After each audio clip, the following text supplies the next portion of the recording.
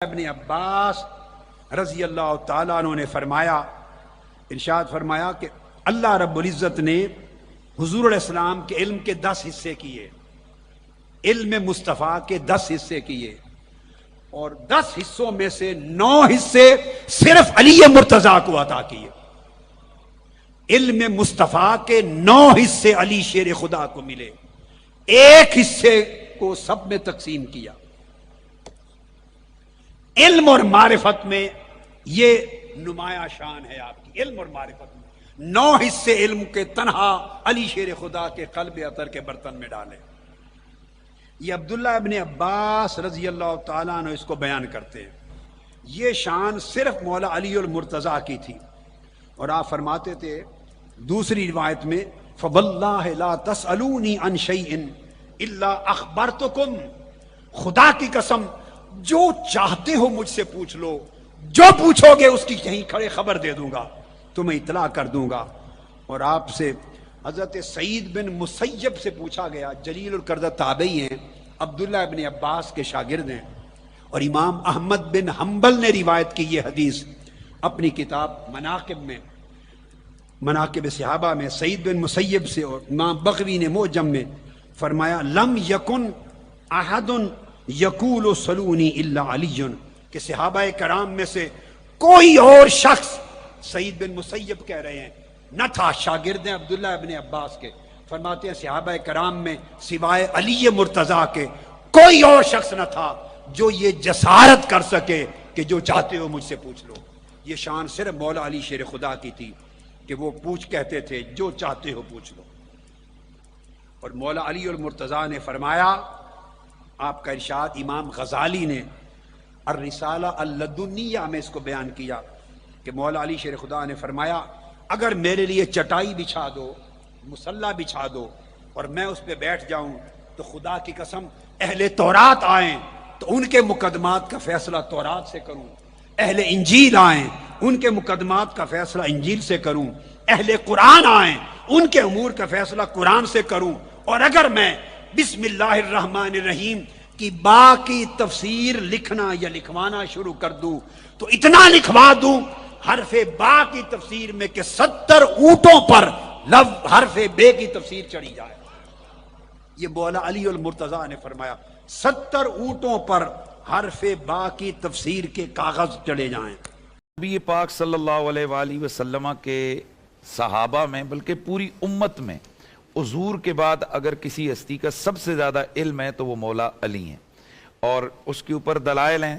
حدیث نمبر 1 یہ کہ اللہ کے نبی نے فرمایا انا مدینۃ العلم والی بابوا، کہ میں علم کا شہر ہوں اور علی اس کا دروازہ ہے۔ سبحان اللہ۔ تو جو کوئی علم کو چاہتا ہو فلیات الباب، وہ دروازے پہ آئے۔ انا دار الحکمت والی بابوا، میں حکمت کا گھر ہوں اور علی اس کا دروازہ ہے۔ اور پھر اللہ کے نبی صلی اللہ علیہ وسلم کی یہ احادیث بھی موجود ہیں کہ حضور نے ارشاد فرمایا کہ میرے بعد جو عالم الناس بعدی من امتی علی بن ابی طالب، میرے بعد جو سب سے زیادہ لوگوں میں سے علم والا ہے وہ علی بن ابی طالب ہے۔ اور اسی بات کا اقرار نبی علیہ السلام کے سارے صحابہ خلفائے راشدین حضرت عمر کرتے رہے، اور جب کبھی بھی ان کو کوئی مسئلہ، کوئی قضاء کا معاملہ پیش آتا تو وہ فوراً حضرت علی کی طرف ریفر کرتے۔ تو ہر صحابی کی اپنی اپنی شان ہے کہ وہ اپنی اپنی شان کے مطابق اسے حصہ ملا ہے، کسی کو کہاں سے حصہ ملا، کسی کو کہاں سے، لیکن بہرحال جیسے کہ مفتی صاحب نے بھی اپنی گفتگو میں فرمایا کہ اللہ کے نبی کا جو علم ہے، اور بلکہ ایک حدیث ہے کہ حضور نے فرمایا کہ حیبت علی حیبت علمی، علی میرے علم کا خزانہ ہے۔ سبحان اللہ۔ علی میرے علم کا خزانہ ہے۔ تو اس حوالے سے سارے کے سارے علوم، امام رازی نے، امام طبری نے اور دیگر محدثین نے یہ روایت لائی ہے، اس کو میں اختصار سے عرض کر دیتا ہوں کہ فرمایا کہ کل جتنے بھی اولین اور آخرین کے جو علوم ہیں اللہ تعالیٰ نے وہ 4 کتابوں میں، آسمانی کتابوں میں جمع کیے، اور وہ جو آسمانی باقی کتابیں ان کا علم قرآن میں جمع کیا، اور قرآن کے سارے علوم جو ہے وہ سورہ فاتحہ میں، سورہ فاتحہ کے سارے علوم بسم اللہ کے اندر ہیں، بسم اللہ شریف کے سارے علوم اس کی با کے اندر ہیں، اور با کے جتنے بھی علوم ہیں اس کے نقطے کے اندر ہیں۔ اور مولا علی نے فرمایا انا نقطہ تو یہ تحت بائے بسم اللہ، وہ بسم اللہ کی با کے نیچے جو نقطہ ہے وہ کوئی اور نہیں، وہ علی بن ابی طالب۔ سبحان اللہ، سبحان اللہ۔ اس میں یہ میں بات کو ختم کر لوں جسٹ 10 سیکنڈ میں، یہ نقطہ اس کو اگر ہم یوں سمجھیں کہ نقطہ وہ مرکز ہوتا ہے کہ دائرہ جس کے گرد گھومتا ہے، اور اس نقطے سے اگر پرکار 1 سینٹی میٹر کا 10واں حصہ بھی ہٹ جائے تو دائرے کے سرے مکمل نہیں ہوتے ہیں، کبھی زندگی میں دائرہ بن ہی نہیں سکتا ہے۔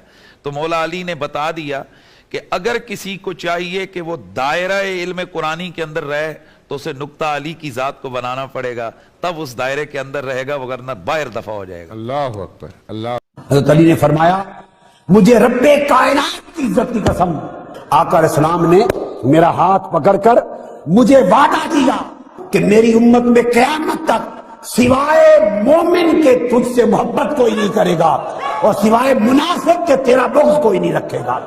گویا مومن فقط وہ ہوگا جس کے دل میں حب علی ہوگی، اور وہ شخص منافق ہوگا جس کے دل میں بغض علی ہوگا۔ کسی کو شک نہیں میں اہل سنت ہوں، اور بتانے آیا ہوں دنیا کو کہ سنیت یہ ہے، جو علی کو ولی نہیں مانتا وہ مصطفیٰ کو ولی نہیں مانتا، جو مصطفیٰ کو ولی نہیں مانتا وہ خدا کو ولی نہیں مانتا۔ تو جس نے علی کی ولایت سے انکار کیا اس نے مصطفیٰ کی ولایت کا انکار کیا۔ اور یہ ارشاد فرما کر اس خطبہ غدیر کے دوران میرے آقا نے دست مبارک دبا کر بول، اور مصطفیٰ فرما رہے عرض کر رہے باری تعالیٰ تو بس اس کا ولی بن جس کا علی ولی ہے، اور تو اس کا دشمن بن جو علی کا دشمن ہے۔ مولا تو اس کو ذلیل کر جو میرے علی سے بغض کرتا۔ میں نے لفظ ترجمے میں بدل دیا، یہ بات سمجھنے والی ہے۔ میں نے یہ نہیں کہا کہ تو اس کو ذلیل کر جو علی کو نہ، کیونکہ علی کو ذلیل کر ہی کوئی نہیں سکتا۔ کون کر سکتا؟ جس کا ہاتھ پکڑ کر مصطفیٰ نے مولا کائنات بنا دیا ہو۔ کون مائی کا لال ہے جو علی کو ذلیل کر سکے؟ جو علی کو ذلیل کرنے کا سوچے گا، جو علی کو ذلیل کرنے کا سوچے گا، وہ ذلت کے گڑھوں میں دوزخ کے کناروں میں گرا دیا جائے۔ علی نو یاد کرو، رل کے فریاد کرو، علی نو یاد کرو، رل کے فریاد کرو، ہے غریباں دا اے ہو آسرا۔